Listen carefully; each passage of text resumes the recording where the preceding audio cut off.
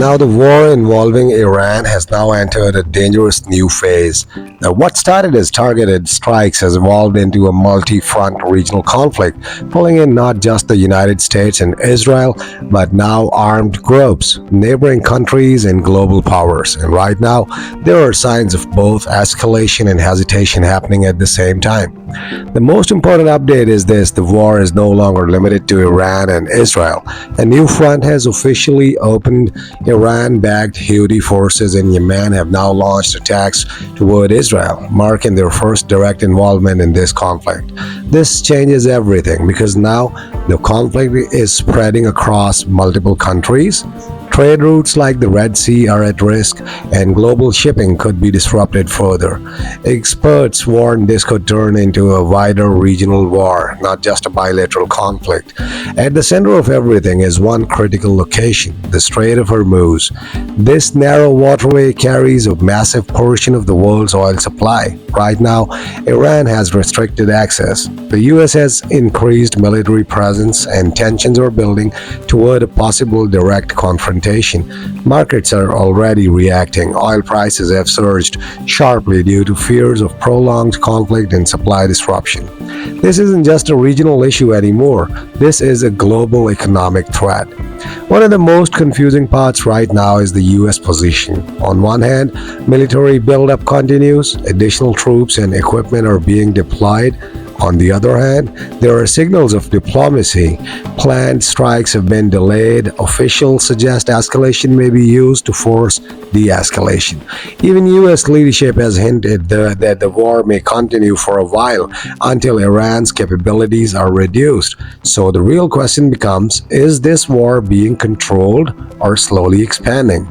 Iran is not showing signs of retreat. Instead, it has launched repeated missile attacks on Israel, targeted U.S. bases and allied regions, expanded operations across the Gulf and beyond, and these are not symbolic strikes. They are long-range, coordinated, and increasingly frequent.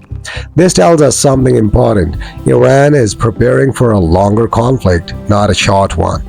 When government talks strategy, the reality on the ground is very different. Cities in Israel have faced repeated missile alerts and damage. Iranian cities have been hit by airstrikes. Lebanon and surrounding regions are seeing destruction and displacement. Thousands have already been affected, and this number is rising. This is no longer just military, this is humanitarian.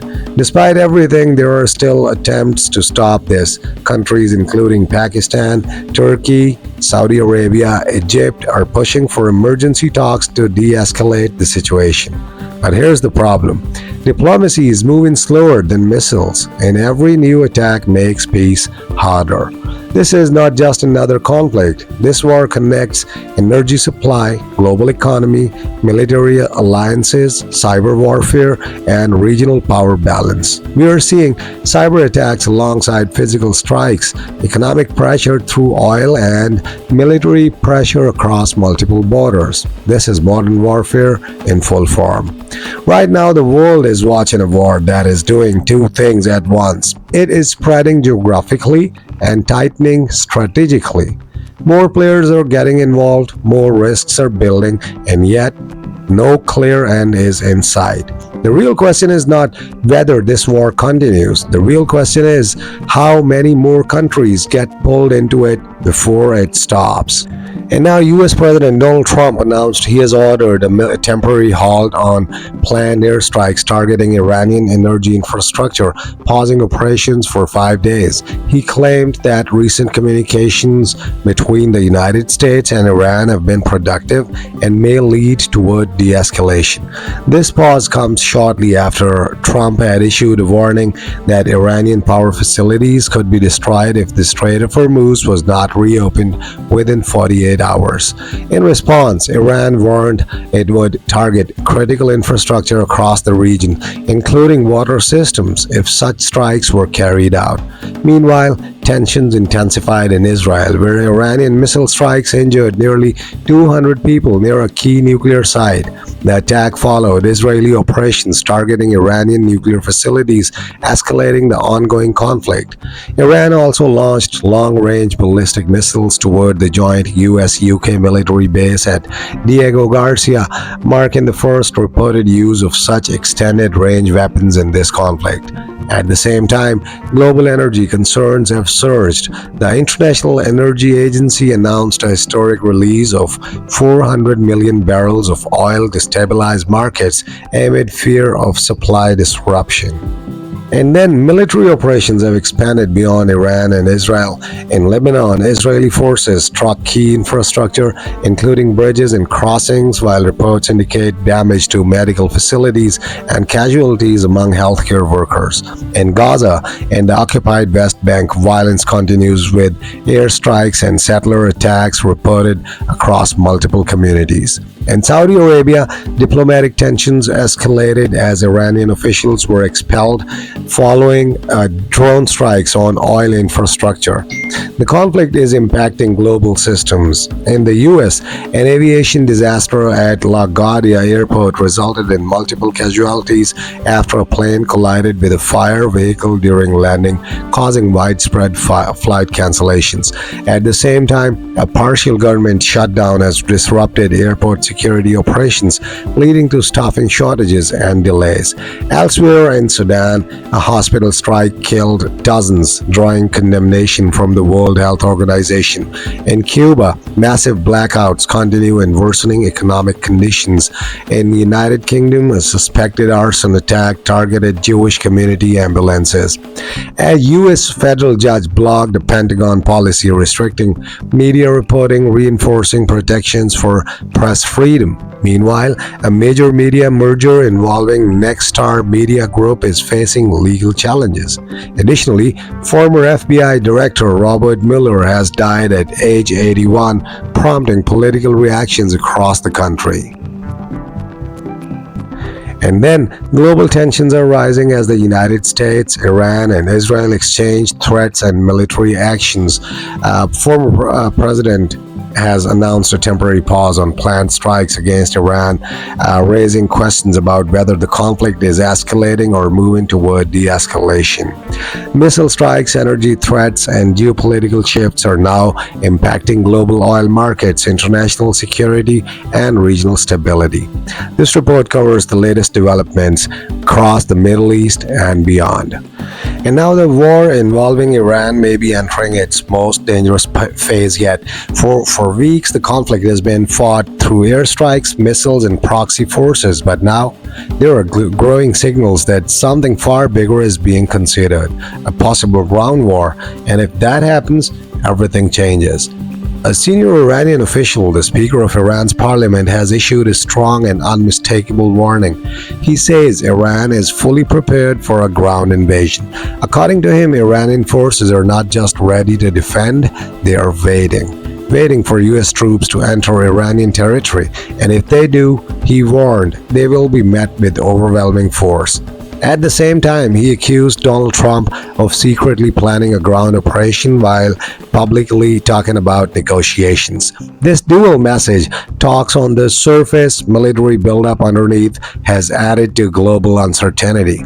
New reports suggest the U.S. military is actively preparing for weeks of potential ground operations inside Iran. While the Pentagon has not officially confirmed this, troops movements are telling a clear story. More than 3,000 U.S. troops have already arrived in the region aboard the amphibious assault ship USS Tripoli. This is not a routine deployment. These forces are specifically trained for coastal raids, amphibious assaults, rapid entry operations.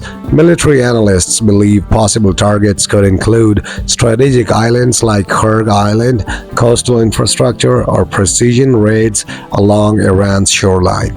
The key concern is this: a ground operation would mean direct combat inside Iran, not just remote strikes. Despite intense fighting, the war is now showing signs of a strategic stalemate. According to defense analysts, US and Israeli forces continue hundreds of air operations daily. Iran is still retaliating, but at a reduced intensity. Missile and drone attacks from Iran have reportedly dropped significantly, but that doesn't mean weakness. It suggests something else. Iran may be conserving strength for a longer fight or for a possible ground confrontation. Iran has also issued a new and alarming warning. It has threatened to target American and Israeli-linked institutions across the region, including universities. Its Revolutionary Guard has advised civilians to stay at least 1 kilometer away from such locations. This signals a shift. The conflict is no longer limited to military targets. It is expanding into symbolic and civilian-linked spaces, increasing fear across the region. The conflict has now expanded beyond Iran and Israel. Iran-backed Houthi forces in Yemen have officially entered the war. They have already launched missiles, drone attacks, coordinated strikes toward Israeli targets. This is a major escalation because it opens a new front near one of the world's most critical shipping routes, the Bab el-Mandab Strait. If this area is disrupted, it could severely impact global oil transport and trade. Countries in the Gulf are already feeling the impact. Kuwait has experienced disruptions. The United Arab Emirates has reported heavy attacks. Regional tensions are rising rapidly. Despite this, Gulf nations have not collapsed under pressure. Experts warn that a U.S. ground invasion of Iran would be extremely complex.